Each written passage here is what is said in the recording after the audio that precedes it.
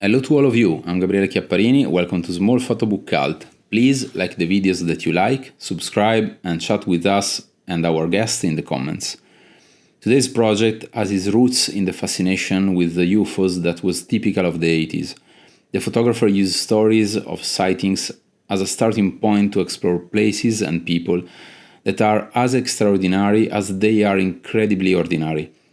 A small town and its community, a place that was once an industrial hub but is now forgotten and drawing in economic crisis. It is an extremely intimate, respectful work, and curiosity is a central part of this project that takes us to a place where reality and fiction intersect. Welcome to the episode 31 of Small Photobook Cult. Here with us, Roo Lewis. Hello Roo, I'm glad to speak with you. Thank you for having me. Very pleased to be here. Yeah, it's really nice. I'm really curious to speak about this project. Do you want to introduce the project in general? Yeah, sure. So Port Talbot UFO Investigation Club was a monograph I released on GOST in September 2023. And it's not about UFO sightings. It's more about hope and faith and community, dreams, these ideas of identity. The UFO things, I sort of use that as a vehicle to explore those themes. And Port Talbot, for those that don't know, it's a small industrial town just off the M4 motorway in South Wales in the UK. And the lifeblood of the town is the steelworks. The steelworks is the industry there, and it dominates this rolling, beautiful landscape of South Wales. And for years and generations, it's been this, this generational beacon, this monolith that sits amongst these areas of outstanding natural beauty. And the identity of town was always about being a steelworker. You meet someone, their father worked in steelworks, their grandfather, their great-grandfather, it's what everyone did. And since the 60s, it's been in a state of decline. The industry is declining, lots of things going on politically. And the steelworks has actually recently stopped, which you may have heard. And that's a big deal in the area, certainly with identity. But around the start of the decline, the town was sort of split in half by the M4 motorway, very famous motorway in the UK. And they sort of destroyed much of the town to put it in. They destroyed shops and businesses and churches and schools and houses. Everything was a forced buyout. And, where people would travel through, because right on the south, it's not that far from Bristol. And if you were traveling through, going on holiday in Wales, you would stop off in Port Talbot. It was quite a destination back in the day. It used to be very affluent. But the advent of the motorway meant people bypassed it. So where you'd go through the town, you would drive past it at 70 miles an hour. And it always made me think, what does that do to a town to be bypassed? What does that do to your psyche and your outlook? But of course, it means that the skyline became very famous. Everyone that was going past it would see this enigmatic skyline, that space station-like structures that were the blast furnaces 4 and 5. And it gets a bit of a bad rap for Talbot. It was labelled one of the most polluted in the UK, even though it's in this area of outstanding natural beauty. I think there's 6 or 7 special scientific interest areas that surround it.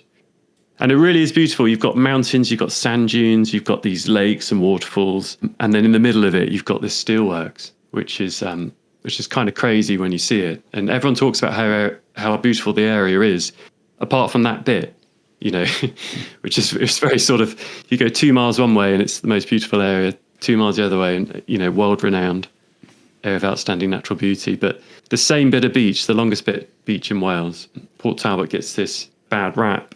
And it's a myth maker in a way, because there's all these stories. Ridley Scott they always tell you in Port Talbot, was influenced by the Port Talbot skyline. During the night, the steelworks is 24 hours, and it's this lovely rhythm to the city, which I'll come to. But it's this skyline, and at night, part of the process is called flaring, and the blast furnaces would open up, and I'm not sure exactly what they do, but they release these flames, and when you're looking out towards the sea, suddenly the skyline's beautifully on fire, and the whole place glows. And there is a magic to the town. There's a romance in the history and the rhythm, and the folklore, and I became completely obsessed with it. I remember first staying there when I was I think I was shooting a story for Rolling Stone, and my grandfather's, he was Welsh, so we would go and visit him every year. We never went abroad. We went to Wales every year. He's a very proud Welshman, and my brother and I would press our noses up against our windows of our Ford Escort and then see these beautiful Edomatic skyline. We and he told us they were space stations. But it's also, it has a hard rap and has a hard time, but it's also the birthplace of Richard Burton, the original Brad Pitt, Anthony Hopkins, and recently Michael Sheen. And there's so many music legends and television stars, scientists, Hollywood actors that come from this small town. And what is it? What is it about this town that produces these icons? And the more I read about it, I discovered it, according to Michael Sheen, was a hotspot for UFO sightings. And it really is. There's a government website you can look up and confirm that. And there's an awful lot of UFOs spotted there across Swansea Bay, proper documented ones. So the premise of the book really is, why does this small industrial polluted town that on the face of it's got nothing going for it produce so many icons? And why do the aliens visit it? And it's become it's sort of, the book did quite well. I didn't expect it to do so well, to be honest. It sort of sold out, and I think it's sort of, as a conspiracy theory, UFOs are pretty innocuous, aren't they? I like the discussion around UFOs. I think we quite often, if you ask someone about UFOs, you'll project your own metaphysical outlook, and it breeds sort of a healthy mental sort of conceptual exercise where you talk about what these could be. These things, there's no way of confirming it in terms of truth. And people always say, do you believe these people that tell these stories? And I always say, I don't care. I don't care about the truth. I care about the story and what that says about you. They're not politically charged. Someone might flat deny any existence of UFOs. Some might go straight to aliens. Some people go to government projects, and some people go to God. And it really provokes this reaction, which I've discovered quite quickly. I've always liked UFOs, to be honest, for that exact reason. And so I put up posters all around town, have you seen a UFO? And I put my phone number on, which was a bit of a mistake. I still get calls. But I got access to these wonderful people that wanted to share not just stories of seeing UFOs, but also what they thought about it. And you go up to anyone in any pub, there's this wonderful storytelling culture in the UK, but Wales especially, and where people just talk in pubs and you sort of get on well. And so I go on and ask that question and provoke a reaction, and almost always good. And you end up talking to someone for hours about, I don't know, faith and God and Port Talbot and Wales and, identity. And it was a real good way to meet people and do something you're interested in. So, so the book's not really as I say, it's not about UFO sightings. It's positive stories of weird and wonderful people I met. And this town I sort of fell in love with. It's not a utopia for Talbot, but it is a dreamland. It's this really weird, really hard to explain if you're not there, that when you're in town, there's this constant sound of the steelworks operating. It's a bit like being on a train. When you first get there, you notice it, but since you've been there a few nights, you would not notice it, and it will become a lovely rhythm, almost like the storytelling aspect. And you see the whole town set up around the steelworks. Everything's pointing to it, like living room furniture towards a television set. It's just all looking, all eyes on the steelworks. And I became very, very sort of connected to it and obsessed with it. And what started as a small project, as I sort of understood Port Talbot more and this weird sort of wonderful magic to it, it became like this dream. You sort of, as I say, you wander around. There's these sounds and smells, and everyone's very friendly. And then you look up one way and you've got these mountains, and then you look the other way and you've got beautiful, longest beach in the world, beautiful bay, these sand dunes which are unique to the area, and then this generational beacon. As I say, it's all there. It's and the light in South Wales. You get this. It gets in July. It's too bright about 8 a.m. You're right on the coast, and you get this lovely long evening light, which I became obsessed with as well. And the town breeds these characters. It's a wild, wild town. So you meet these wonderful characters that you can't find online. They don't post online. You just have to go to pubs. There's this, it's quite GONZO element to it, I suppose, quite old school. where you just go around and talk to people and meet people, and I really sort of respect that, and I respect how proud people are of their area and what they did. And you talk to someone for 5 minutes and think, wow, they're sort of giving me gold. But the reality is that sort of South Wales outlook is I find it quite unique. It's very sort of positive and tenacious, as my friend described it. It's a tenacious attitude, a strong, powerful attitude, which will explain why so many icons come from the area. But you really do wander around and think, what the hell is going on here? And of course, no one looks up. To them, it's totally normal. The sky's on fire. The sea's glowing blue from a visiting blue plankton. There's all this twisted metal pointing upward, and these mountains and waterfalls, and then this industrial town in the middle of it. It really is quite wonderful. So I had to make a book, and it was always going to be a book. I think monographs, the singular study of a particular subject is so unique to visual monographs, to photography, and it's the purest way of seeing something. We talked earlier, before going online, but about how books are objects, and how it's very important to the project. It's not just looking at photos, because there's something in the sequencing. Certainly with Port Talbot, I like this idea of looking up to the sky and the stars and seeing nothing. And this idea of hope. Maybe the lights in the sky are hope. That whole Oscar Wilde, we're all in the gutter, but some of us are looking at the stars. And I just really like that idea. And with the pacing of the images in the book, I hope it comes across. It's very slow and deliberate, and a bit like being on the train and listening to the sound of the steelworks. Very unique sounds which are lost now. Sounds are gone, but this idea of your granddad hearing the same sound, and your dad and your whole family, and being there, and the pacing of the photos is very deliberate. So a book form is incredibly important, I think, and it was always going to be that in an exhibition. And I didn't expect it to do so well. So I'm very, very pleased it sort of tapped into something and got a reaction when it came out.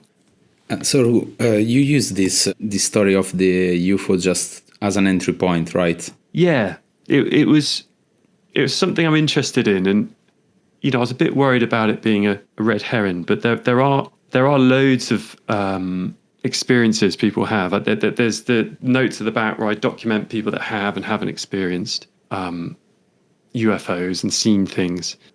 And as I say, it's not a comment on truth or what my idea of it is. It's just collecting these stories and listening to them. And I love how some stories are completely made up. I love that idea. I met that guy there on the screen, Philip Doyle. He's sort of a very every pub I went into, his name came up. And very, very interesting man. He's worked in the steelworks since the 60s. And it got to a point where Saturday night would come round. He would go out, he'd have a few drinks. Quite a popular pastime in Wales and the UK is going out for a few drinks. And he would miss his shift. And I think he did this 2 or 3 times, and he got on his final warning. Do not miss a shift because you're in the pub or you'll lose your job. And Saturday night came round and he missed his shift. But when he came in the next day, he claims he was abducted by aliens. He wasn't out drinking after the races. He was abducted by aliens, and he's stuck with that story since, I think it was 1969. And he still works at Steelworks in some part. And he came up with all these fascinating stories about cigar-shaped objects and interdimensional beings and all sorts. And of course, none of them I can verify. And I don't know. People say, do you believe him? It's like, it's not really up to me to believe him or not. I'm just listening to his stories. But he did tell me all these stories about industrial accidents and kids swimming in shipwrecks and getting trapped, and really sort of hard-hitting, awful stories from his childhood. And I looked them up, and they were all true. And you sort of think, what is the outlook of this town and these people and these stories? Does it matter they're true or not? And how was to use that story as an entry point? Like, all the people that you met are, let's say, involved in this kind of, see the UFO in the sky or not? Or also you met some people that are outside this bubble? Yeah, I mean, everyone I met has expressed an interest in UFOs. They've either responded to my advert or my call out, or people, it's a small town. So I think very quickly your motivations are quite clear as a photographer. I think in photography, we as photographers can be a little bit guilty of sort of using people. And it's something I'm always very conscious of. And when I see it, I don't like it. I think if you want to tell the story of a community, you need to do it right. It's very hard to tell positive stories well, I think. Yeah, I agree. To tell negative stories, I mean, I used to shoot for Vice. God bless Vice, love you. I used to shoot a lot for Vice, and quite often the photos I came back with would have a caption on them which just wasn't true. It's just not what happened, and they would sort of default to the mick taking and the piss taking, and I didn't like that so much. You get that sort of quick laugh, but I think it's quite hard to tell positive stories well. You know, people take shortcuts for that as well. So to uplift something and shoot it in a new light, and you know, do light-hearted photos. I want my photos to be quite light-hearted. You know, we're not laughing at the person in the photo. We're laughing with them, or not laughing at all. I think that can be a lot longer way around of doing it. So I think that came across. You know, I did, when I released the book, I was worried about annoying the UFO community. It's a very sort of healthy, active community, and I didn't want to annoy them because it's not about sightings. But they I think on the most part they got what it was. You know, it is, that's why they're interested in it. It's putting a finger why you're interested in these things. And then I didn't want to offend. I was really trying to get under the skin. You know, I spent a lot of time there. That the project was about 2.5 years, which someone said that it wasn't that long the other day, but I suppose it's not that long in terms of a span of time. But I was going there, you know, 3 or 4 nights a month, obsessed with it, staying over, staying with people, making these connections. And so I hope that sort of comes across. I've had a very positive response from Wales. There's this deep love there of Wales, you know, through my granddad and visiting, and I feel like I understand it. I'm trying to understand those characters. But as I say, you don't really get till you're there. And then there was the whole Photobook community, which again is a very sort of, it's quite small, but everyone knows, you know, the books that go around, the books that do well and don't do well. And I didn't want it to come across as just, you know, this voyeuristic in and out thing. And you know, on those 3 points, I think I did okay. I did okay. And how was your relationship with these people? How did you build it? I built it. I would never just shoot them there. You know, quite often I'll meet someone and then I would arrange to shoot them, and we would talk about a location or something we've seen. You know, there was my eye on it as the photographer, and what I thought worked visually that matched them, or it was just simply their favorite spot, or where, you know, that image there, for instance, his name, Marcelo. I think his name's Mark because it's popped up on Facebook since, you know, do you know this person? But Marcelo, I found this location. It's this old radar station on top of a mountain, and there's no way up. It took about 1:20 to get up there by foot with all my cameras. And we did all these shots. Something's always struck me about that shoot, actually, that we were standing on top of this old radar station, Second World War. It's very important because it beamed across the bay. Very important. It's in Port Talbot. But it's derelict now, of course. It's just a concrete building. And I said, Marcelo, are you ready for your portrait? And he said, yeah, people always say I look like Pierce Brosnan, which isn't, you know, wholly untrue. He kind of does. He kind of does. And he had all the, sort of realised he had the car and the watch, and maybe he lent into that. He certainly mentioned it. But the first thing he did was take off his shoes, which I thought was really odd because we didn't discuss anything. And he just sort of took off his shoes and sat on top of this concrete building, which you look out across. And the image didn't actually make the book, but I took it. And then that one was inside, where we just, as you do as a photographer, you shoot through the door, and then you get the black background.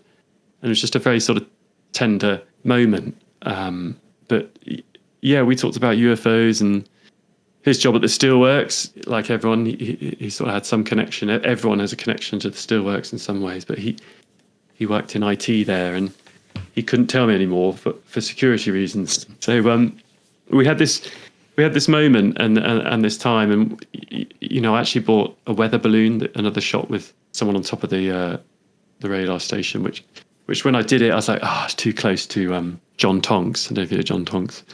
He did this wonderful weather station on St. Helena, I think. St. Helena. And it was just a really cool shot, but after lugging all the helium and the balloons on it just didn't work out. And there's something quite sweet about this shot, and so we put that one in. And that, you know, a lot of it was learning with GOST. Stu Smith from GOST amazing man, really, really good with sequencing and really sort of, when you work with a publisher, obviously this is my project and I shot it all and brought it to them.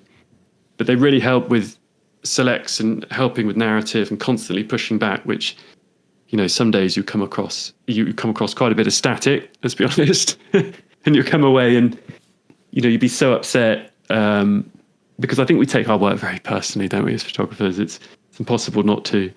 And so when someone says, this is awful, this doesn't work at all, and you might love that image, and you come away very upset. And part of that is there's a truth to what he said, and you would go out and, to prove him wrong almost, I'd go away and do one better or retake it or whatever. And he was right. He really pushed and made it a lot better, and the project's a lot better for it. And how did you decide for the title? The title was always there, and it wasn't always loved. I love this idea of clubs, basically. There's this idea where you join a club about something you're interested in or something you really like, and then you're able to speak of that with other people that like and do that thing. And that's the language in which you're able to, not everyone can communicate in that sort of posh, learned, academic sort of way. Not that, people communicate through different ways, and it's really important to listen to what people mean, not because what they say is often the wrong. I always say the wrong thing, and it's not what I meant to say. And so it's about being generous with listening, and try and understand what they're trying to say if they're not saying it right. And so some people might have model train clubs and talk about trains and trees and whatever it is, model boats, birds, UFOs, and people come together and enjoy these things. And I just think that's really positive. I actually shot in the town next door, just down the road. It's called Port Talbot, and they have an Elvis festival every year. And it's one of the biggest Elvis festivals in the world, believe it or not, in this tiny little coastal Welsh town. And if you win it, it's called the Elvies. They're not impersonators, by the way. They're sort of tribute artists, Elvis tribute artists. They're artists in their own right. And if you do the Elvis show, and it's a mixture of the way you talk and dance and dress and sing, if you win one of that, you can become quite famous in that world and get your own show in China or Vegas or something like that. And it's next door, and I was photographing portraits there, and that's when I first stayed in Port Talbot, which I think I mentioned earlier. And I was in my hotel room, and the curtains were closed, and the whole room was glowing on fire from this flaring. I thought, this place is mad, absolutely mental. And when I was there, it sort of struck me that there's always this underlying competition, again with photography, but in London in general, that everyone wants to do well, and that's amazing. But sometimes people want to do well. Some people want to do well, but they also don't want you to do well. And at this Elvis festival, I felt like even though everyone's in competition, everyone wanted everyone else to do well. Everyone was there sharing this love of Elvis. And that was a sort of quite an eye-opener where you could be doing the same thing and enjoy it. And people would perform, and they'd run around and watch the next person. And there's a boat club, for instance. And they have this shared interest. And it's just really sort of positive. And I was like, I really want to tap into more stories like that, and not just sort of rely on the way people look or politics, but really sort of this idea of the human condition that I want to investigate. And that's Natalie there on the right, by the way. That's in a reservoir. The reservoir has its own enigma. It really is that colour. I'm not sure how healthy it is, but it used to feed the steelworks, and it's on top of a mountain. And the story goes there's 100 cars at the bottom of it where people are pushed off for whatever reason. Don't know exactly. But they all live at the bottom. And Natalie she responded to a poster, and I was like, yeah. So I'd never met, I didn't know what people looked like or anything like that. Sometimes it was text, sometimes it was an email or phone call. And I met Natalie at the bottom of the hill, and we sort of walked up towards this reservoir, and she was telling me about her UFO experience, and she was very sort of shy about it. I don't think she really shared it with many people at all. But yeah, we got her lying on this reservoir, and it was just a tranquil moment. And you don't need to show the steelworks. It was just very nice light and very beautiful, and the ripples. And I wrote about her story in the back, and we paired that. It's one of the few pairings in the book. I like images to exist on their own, so you give them time and space and pasting. But the image on the left there is, there used to be a church which is now all wooded area. It was knocked down, and it used to sort of, when it was I think it was tin. Tin was the industry before steel, and all the tin miners or workers, they used to go to that church. It's called Zion, and all that remains now, if you go through the woods, and I just found it completely by chance, is this big stone which says Zion, which, you know, heaven, and nothing else, no other context. The church is long gone. And Port Talbot's full of these weird, wonderful, wild stories, and little snippets and vignettes of humanity and human condition and everything. So they just sort of paired quite well in shape and colour and tranquility, I suppose. And speaking about the design, because you start a bit to speak about it, what about the cover and the color of the cover? Yeah, there's a lot in it. So we work very closely, and this wonderful designer called Gemma at GOST did it, and the typeface. So the size is roughly about the size of a 1012 print, and I like that because it's basically what I'm used to. All the work's hand printed at 1012, but it's also, I just think it's a perfect size. It's not too big, it's not too small. When you lay it out, it lays flat. I like the borders. I like how it's given space. If it's too small, I find it hard to read. If it's too big, it gets damaged and it's hard to store. And the blue cover there's Project Blue Book, which was a 50s US government investigation into UFOs by pilots. And it sort of gets quite deep in a way, because it was done, there was a lot of rise in UFOs in the 50s in the United States, and it also aligned with the bombers and surveillance aircraft they were developing. So there was a time when the US was, this is all documented, is they let people believe and, you know, push this myth of UFOs because they didn't want the Russians to know about the SR-71s and U-2s and bombers they were developing. So there were these people seeing these lights in the sky way too high to be planes were actually surveillance aircraft. And Project Blue Book was set up to investigate that officially, but it was actually to sort of demean it and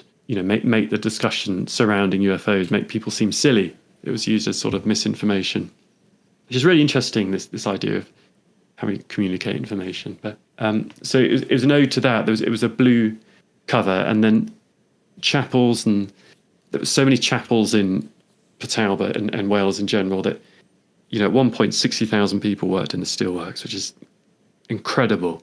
So we'd have all these local little chapels people would visit, and they would have their own little printing presses for hymns. So I wanted the font to be more very sort of beautiful and old school, but also look like someone may have put this together, as if it was someone's archive, this book. They put it together out of love and got it, you know, debossed and that sort of thing. That was my idea of it, a bit like a hymn sheet.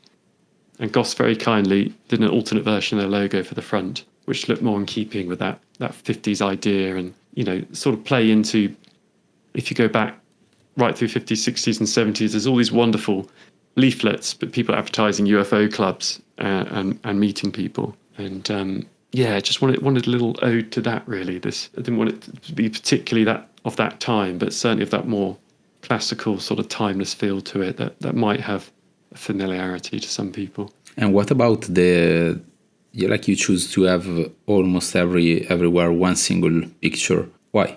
Yeah, I think that's really important. That's just how I really do think photobooks, you know, monographs are the purest form of photography, and it's just how I understand a project. And, you know, you don't always have to like the photographs or, you know, the color or anything like that, but does the book work as a project? Could you eat that book and understand what's in that head? And yeah, that was the idea, that each photograph has its own time and space. You're not flicking through, you're turning the page and you're looking at that one photo, that one deliberate idea.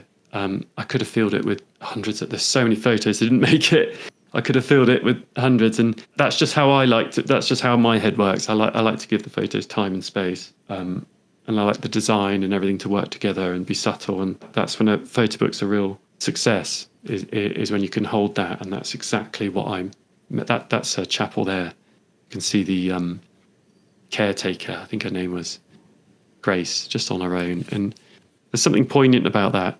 That's Wesley Chapel. That's where I met the choir. the male choir, which we can come to in a minute. But that chapel there, as I say, used to be 60,000 people. They used to be packed to the rafters. And then there's the decline in industry and employment in the area, but perhaps also a decline in, conventional, let's say, religion, and people find their idols elsewhere, perhaps. Used to be very sort of religious, the UK, of course, and then that sort of declined, and fewer people are attending these chapels, and they're kept perfectly. They're very proudly kept and maintained, but no one really visits. If you go back one, there's a gentleman there called Pancho, who I've become very, very close friends with, actually, and I didn't know he was from Port Talbot. He was in the show Dirty Sanchez, which was an MTV show back in the noughties, and it was this explosion in MTV style content and skate, and they were sort of just a load of blokes, a load of lads that would do stunts, and by stunts I mean just hurt themselves on camera. And when you're 15 and growing up, that's incredibly funny, certainly at the time. And they would just do this wild stuff, film it, and then you watch it every Friday night. And it's a bit like Jackass in the States, but it had no budget, and it was, Welsh lads having a tin and a cigarette and then just jumping off walls onto the head, or, stapling their bollocks to a bit of wood. I think that was a good one. And I met him. He was just eating a sandwich in town. I was like, oh my, he looks exactly the same as he did. And I was like, Pancho. And I became really good friends with him. And, he's the most, for me, he perfectly embodies this Welsh spirit. He really is a gentleman. He's very polite, very different to on-screen madness. And he's just a very, very sweet, caring guy. And I had this idea of, so that reservoir there is right by the steelworks. It's the port. But if it's ever on fire, they've used water for the steelworks. It's all private. I just had this idea of him rowing a boat. He's been through it a bit, been through the battles a bit, but him rowing this boat, the rainbow just came out. That was this is the thing with Port Talbot. You sort of do something, and if you allow the magic to happen, I think it's very important for photographers, we do that, not too prescriptive, and you just have this world and this idea, and then let things happen and shoot within it. And that wasn't planned at all. What was planned was hiring the boat, getting the license, having the safety person, because it's a private port, and it took about 400, phone calls and permissions to get a rowing boat on a bit of water. But I wanted the steelworks in the background, and there's something about him rowing and looking out, and he doesn't even know that's on negative, that's all real, but he doesn't even know that the rainbow's there. And I've always liked this poem by Dylan Thomas, and Dylan Thomas, by the way, born just up the road of Port Talbot. This wonderful history of poets and singers and myth makers and writers, and wonderfully romantic Wales. And he did this poem that he wrote about called Clown on the Moon, and it's about this person on the moon looking down, looking in, and being sad on the outside looking in. But it's also about this dreamlike state and what's real and what's not, and living within this moment, tremulously like a dream, is the quote. And that for me is Port Talbot. There's I'm not going to say it's sad, but there is a beauty in the sadness as an emotion. And I think maybe sometimes we focus too much on good, inverted commas, emotions, and it was any emotion can be very, very powerful. And it always makes me think of dreams, Port Talbot, and always think about what most meaningful dream I've had ever was, and what they are, and are they always the happy ones? I would like to ask you which one is the first picture that you shoot and then you include in the book. Great question. That's good. I haven't thought about that for a while. The first picture I shot is the first picture in the book. It comes before the title. Wait. And it's get on back there. There we go. And that, I was staying in this hotel, and there's always like an excitement when you're starting a new project and you're on your own and you're sort of allowed yourself to do it. And that was probably, I think I wrote it down in the notes, but probably about 5:20 in the morning. I was staying Aberavon Beach Hotel, right on the beach, horrible building. Richard Burton, when he came back from, who was the original Brad Pitt, so anyone doesn't know that, him and Liz got married famously for the second time. And they came back and they stayed at this hotel. And that's where the ballroom shot comes from. And part of the myth in the town is they got married there, and that's not true. They just sort of stayed there. And in fact, I think he moved because he disliked it so much. He went to a different hotel. But he does talk about looking out the window of that hotel and Talbot being wild, which is exactly what I thought. I stayed at that hotel in my first experience at Port Talbot, and that was my first time I went back to start the project. It's literally the first one on the roll. It had this wonderful light coming in, and that was just my bedroom, and it was like the start of the investigation. And I did a exhibition recently at this little indie gallery called Club Photo in Newport, and it's the 5th or 6th time that the work's been exhibited. And with this one, we wanted to do something different, and I actually recreated that scene with the lamp and a telephone. And it sort of plays into this idea. It's an investigation, and I mean, I was obsessed with it. I still am. This writer called John Ronson, and he wrote this. He's very sort of, people compare him to Louis Theroux, which I think is a bit unfair. He's very much a wonderful author, and he writes from. I think I love Louis Theroux. I think he's this wonderful TV docu maker, and John Ronson's this wonderful author, and they've both kind of done the same thing and kind of not. But he wrote this book called Them, and it's about conspiracy theories, and it's I read it when I was about 19, and it's quite easy to read. It's like I don't know, 15 small chapters, 15 small stories, and it's very gonzo. He sort of goes in and himself at the centre doing all these experiences and all these sort of famous Illuminati conspiracies. He went to Bohemian Grove in that book, which was, I think, Jack Latham actually did his project based on that chapter, Parliament and Vows, which is an amazing photo book. Anyone check that out. But he always writes in this wonderfully, slightly self-deprecating, very learned way, and very observed. And it's this idea of doing this fully researched monograph. So I think I chose that to start it off well. It comes before the title. It's because I became obsessed with this town. I went to the archives. I spoke to people. There's so much I learned about it that's not in the book. But I think we've become obsessed, don't we, photographers? We become obsessed with something and learn so much about it. So I went down a number of rabbit holes, and one was South Wales, industry, Port Talbot, investigation, and the other one was about UFOs. I became very much plugged in, and this is what came out of it. So it's a very beautiful image. I do like that one.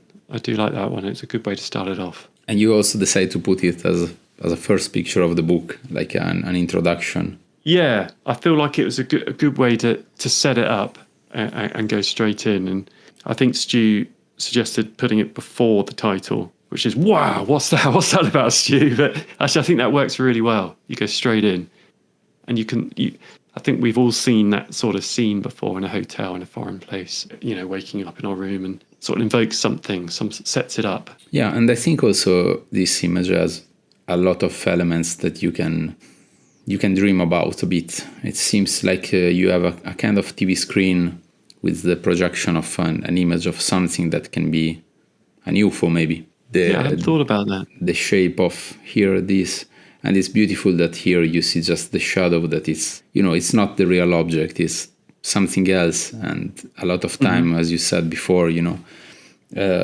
probably a lot of time that people see, UFO are maybe some experimental of something, or maybe it's just something else.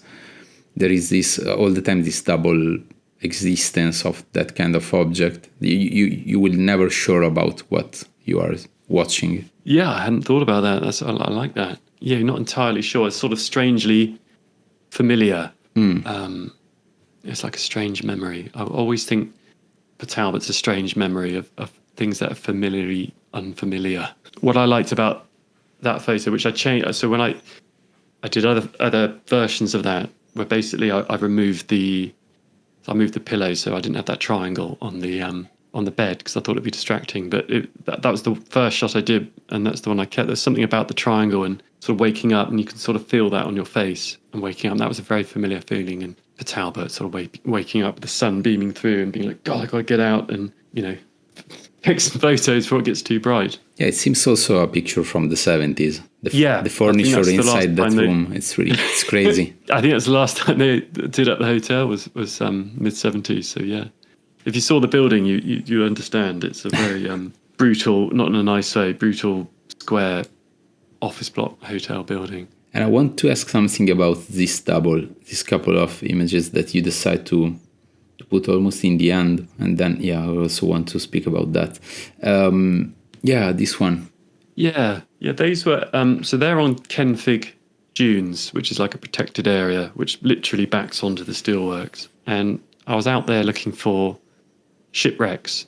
There's one of a shipwreck. There's hundreds of shipwrecks in the bay, which aren't even documented. And again, this idea of, I don't know, choose a year, 1860, where ships are going in and out of the port, extremely busy port, less rules and regulations, certainly no safety protocols. And I was looking for this one called the Amazon, which famous in the area. And I found it, but on the way, I found all these other shipwrecks, and people wouldn't know anything about them. There was one there which looks a bit like whale bones. It's always misattributed to the Amazon, and it wasn't the Amazon, and no one's sure what it was. And we think it's this other one, which I can't remember now. Sorry, but where lots of these sailors couldn't swim. They were sort of steel workers, and they would come in. There would be a storm, everyone would spill into the ocean and drown. And there's no mechanism back then to save them in the same way that there is now. And so there was this long sort of pilgrimage across these dunes to get there. And there was this, the wind just sort of blowing. And I was just trying to capture that in the one on the left. The one on the right is this person I met called Lindsay, and she dealt with, and actually talked about this one. It's not in the book, but she had an extremely difficult time, abusive time. And we talked about how she wanted to be shot. And I was telling about Kenfig Dunes. And, she had a love of the air, and this is how she wanted to be shot, this sort of struggle. She was in a good place. She and still is, I hope, and she'd sort of come out the other side. And so we did this discussion. So we went back to that spot. It's not the exact same spot, but it's on the same sort of horizon, and shot it again. That would have been almost a year later, those two shots.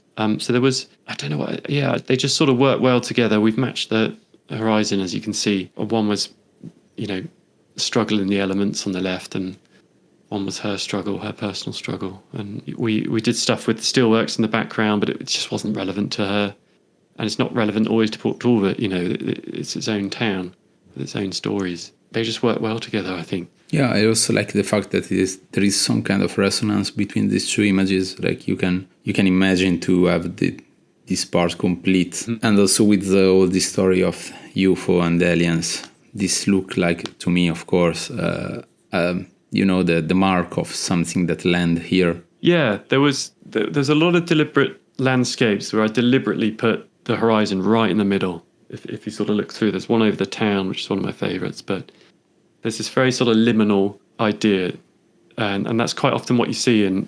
I used to read all these UFO files, and these guys that go and photograph the area where the UFO was seen, and there'd be photos like that, and you're looking at this evidence, presented as evidence, and it would be a photo of the area where someone said they saw something. Yeah, and I really like that. I really like this idea that we're staring at this photo, but there's nothing there. And again, with this sort of train-like mechanical industry, the sound, this sort of chugging along. I like this idea of looking at nothing almost in that sort of self-reflective, staring into the abyss almost, idea. And I did meet a UFO hunter who didn't want to be in the book in the end. But we met on top of the mountain, and I said to him, I've got a photo from that, but not of him. That one there, sorry, come out. Yeah, right there. This one? Yeah, and we met there and we were looking out. I think it's that one. And I said to him, why is it you do what you do? And he was like, I don't know. I won't do the accent. He's like, I don't know. It's like, but why do you come up on top of the mountain and look for UFOs? What are you hoping to see? What if one presented itself? How would you feel? And he's like, I don't know what I do.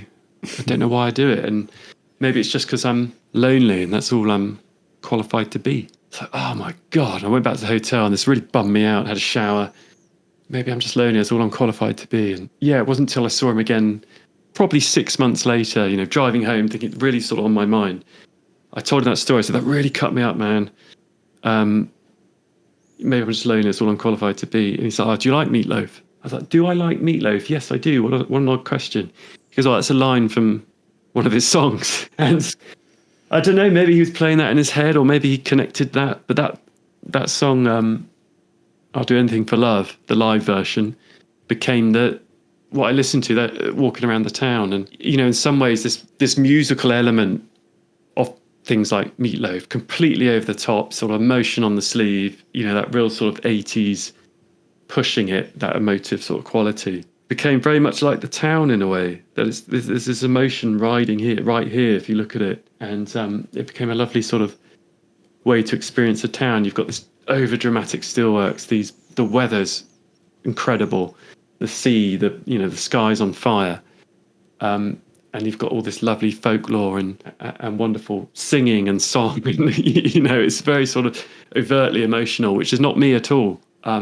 So that was, I was sort of brimming over trying to express it somehow, and maybe this is how. Then you decide to put the text in the end, a lot of text, because there is this poem, right? Dylan Thomas poem, yeah. Got permission to put that in. With finally very short. With finally an image of an UFO. Yes, so that's called the Bob Lazar sport model, and that was a model I got made, and it was made by testers in the 80s. Bob Lazar was this supposed government scientist that came out, and he put Area 51 on the map. He came to back engineer spacecrafts at the Air Force Base in Nevada, which is called Area 51, and he sort of started the whole alien folklore at Area 51, that they've got secret captured spacecraft there and aliens and all sorts. And go down a rabbit hole if you want to do that. Do look it all up if you don't. But it's a wonderful stories. And, out of that became all these research. There's an Area 51 research center which popped up in Rachel, Nevada. That's the nearest town to the Air Force Base. And I don't know exactly off the top of my head, but this Air Force Base is huge. It's not just a runway and a gate. It's like acres and acres and square miles. It's bigger than a state. I think it's bigger than Colorado. And they use it for training and testing new aircraft and secret stuff. So it had this whole lore around it, which is, when I first started this project, I was thinking about doing it in Nevada, finding like a UFO investigation club. And there's this book, which I've sort of listed in the back, which is called Dreamland, which is the call sign, the military call sign for the base, Dreamland, which is also what I think Port Talbot's like. There'd be this group of aircraft enthusiasts, alien enthusiasts, just general conspiracy buffs, whatever. They would camp out and document the activities of Area 51. They were called the Interceptors, and there's these books about them. And they're so funny. No one's heard of these books. But they're very sort of character-based, and everyone's got a code name. And again, it's playing into that. There's this club. People have found this niche thing, and they want to share it together and do things together. And that's kind of where the idea came from. This investigation club. These aren't people that fit in society in the normal way, perhaps, let's say. But they found each other, and they do these investigations. It's very sort of like Hardy Boys or Famous Five or something like that. They do these silly little missions, and I say silly, but not silly to them, but just together, and sort of connect with one another. And I just really like these ideas. And there was all these news groups they used to write in, and conferences they used to do, and they really sort of pushed this idea of Area 51. And some of them appeared on Art Bell. That's another one. Art Bell was this radio show in America that used to broadcast across the desert, and anyone who's listened to it know exactly what I mean, but it's really ethereal theme tune, which I got permission to use in my promotional material of my exhibition. And he has this wonderful deep voice, and you can just imagine driving across the desert with this huge open Nevada sky, with spacecraft flying over. And his MO was to never judge anyone. People would call in and tell him about his stories about UFOs or paranormal, whatever it was, and he would just listen. So I sort of took that mantra and applied it myself. But it's very cathartic. You can imagine just listening to this very sleepy show at 3 a.m. Beaming out, and there's a sort of real romance to it. This on your own looking up. It's a big inspiration. Yeah, I can imagine. Oh, sorry, the model. so sorry, the model was Bob Lazar's Sport. So that's the model he claimed to have worked on. And you can see it's sort of, there's this guy called Billy Meyer who I think he sort of had a junkyard, but he also, I think he's from Sweden. He famously got all these shots of UFOs that looked exactly like that. That was the kind of the 50s UFO. that they've sort of changed with generations and styles, which is amazing when you think about it. That the aliens know about our sort of styles, but that was the Billy Meyer thing in my opinion, and Billy Meyer got all these amazing photographs, and they became evidence, and then it transpired that he might actually be throwing hubcaps across a valley, or someone else might have been throwing. Maybe they were, not slander. And he would take the photo and present it as evidence, because he got an awful lot of photos, and they did look like two hubcaps stuck together if you sort of revisit them. But that's the one that was often seen. So I got the model made, and there's something quite postmodern about it, or something. I guess I set it up in a studio and shot it, and it's the only black and white image of the book. So that's why it's at the sort of bookend, and it's this idea between real and recreation, and fake and made up and model, playing that idea of someone lovingly make a model, I don't know, and then pairing it with the Dylan Thomas poem. So yeah, very deliberate before the intro, which is actually the outro. It's at the back, which I wrote, which was about 5 times longer. Yeah, but it's also cut down. But it's also really interesting for going properly inside the work. This part, it's really. Did you read it? Yeah. What did you think? Yeah. No, I read it. It was a lot. Like there is sometimes people think that it's better to watch at artistic work without reading nothing, but I think it's really interesting to have some context in this kind of project. And yeah. I don't know. I think it helps a lot. Do you? Yeah, that's good, because there was you sort of caught between not wanting to reveal too much, and then you don't want it to be too self-indulgent, do you? And sort of write for hours. But I did think it needed a bit of context. And then there's the notes on the image notes. That it's also this. I want to speak a bit about this one. You put a lot of things inside each one. Yeah. Some were, because I met people and I wanted to include their story, because they'd been sweet enough and taken the time to tell me. And some of it was context for the photo. I wanted it to be, as I say, a bit like someone had made this book. It's their sort of investigation. I got a flag made, a hand cut for the exhibition. And there's this idea that someone might hire out a village hall, put a flag up, show off their evidence, which, I've got so many like random finds of lots of these hand typed on a typewriter and of evidence. And I just wanted to record it all and put it there. And I didn't want it to interfere with the image part of the book, the visual part. Again, my head doesn't work. If it's a photo with a caption underneath, it sort of takes away from that magic. And if it's at the back, you can reference it and compare to one another. And as you say, choose to read it or not. It's theirs. I know some people, as you say, that they don't want to read anything about it, or they don't care. They just want to look at the photos. But I'm the opposite. I want to hear somewhat what the artist is trying to do, and I thought the captions might be interesting. But that was a bit of a debate actually to put them in or not. No, you have to say that I'm a huge fan of text in book.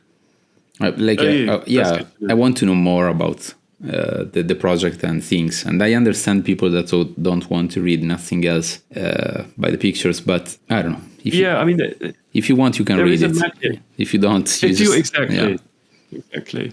And some projects, and there's nothing wrong with that. They are just visual essays, and it's just the visual you're looking at, and there's a beauty to that as well. Of course, there is.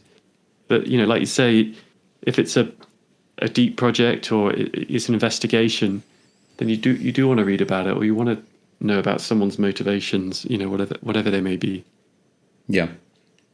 What camera did you use for this project? It was analog or digital? It was all analog, and it's all color negative film, which I hand printed in my darkroom, and then I take the handprints and scan them, and I get them pretty much perfect in the print. And of course, I know I'm going to print it, so I'm shooting with certain limitations. But it was pretty much all Pentax 6.7 or Mamiya RZ, and then some of the flash stuff is a smaller Contax 645, which I'm a big fan of. Yeah, on the boat and stuff, it was Contax 645.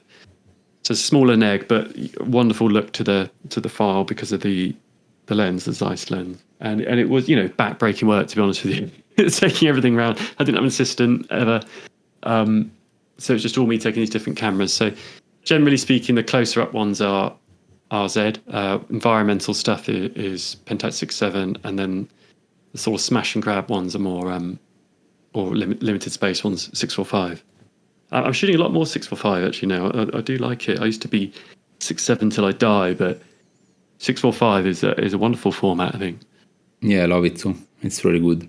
So there are different formats in the book. Different formats, but everything's cropped to 4:5. Oh, okay. If you just go back a couple, there's an amphitheater there, sort of overgrown, which so Google, anyone that's done Well, sort of, if you go back the other way, it's a green sort of, one more, there you go, that one. That's an amphitheater. So that was, I found that on Google Maps, and I often do that to look for locations or viewpoints, which I can match with where the sun's going. And it was just this big circle on Google Maps, and it looked like a spacecraft. I was like, what the hell is that? So I drove up the mountain to see it, and it's this amphitheater that they've built at some point. No one seems to know too much about it, but it's been left to nature, as no one's maintained it. It's not used anymore. So this idea of all this theatre and acting in Port Talbot and Wales in general. But there was this story about Richard Burton, who had this wonderful voice, and he would project his voice. He practiced his projection as a kid in the house, because you sort of train a voice like that. No one just sounds like, if you listen to Richard Burton, no one just sounds like that. He practiced it, and he would get kicked out of the house by his family, and he'd be told to sort of go up the mountain and practice there, so we can't hear you. And the folklore is, you can still hear his voice rolling around the mountains. He's long gone, but you can still hear his very unique voice even today. No one's got a voice like that. And so it's meant to be a nod to that, really, this performance space in the mountain that's sort of gone but not forgotten. Roo, do you learn something doing this project that can help other photographers to do a better job?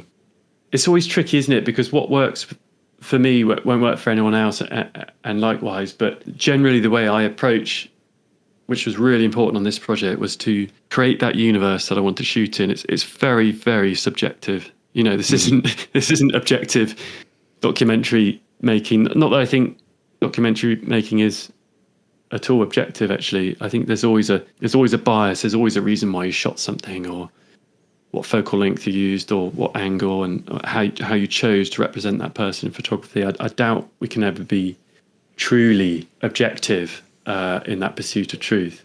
But then, the whole truth thing is subjective anyway, So what I like to do is create this universe and decide where I'm going to shoot someone and who I want to meet. Like I said, I didn't just, if I met them there, I wouldn't take their photo. I'll come back a few weeks later and think about it.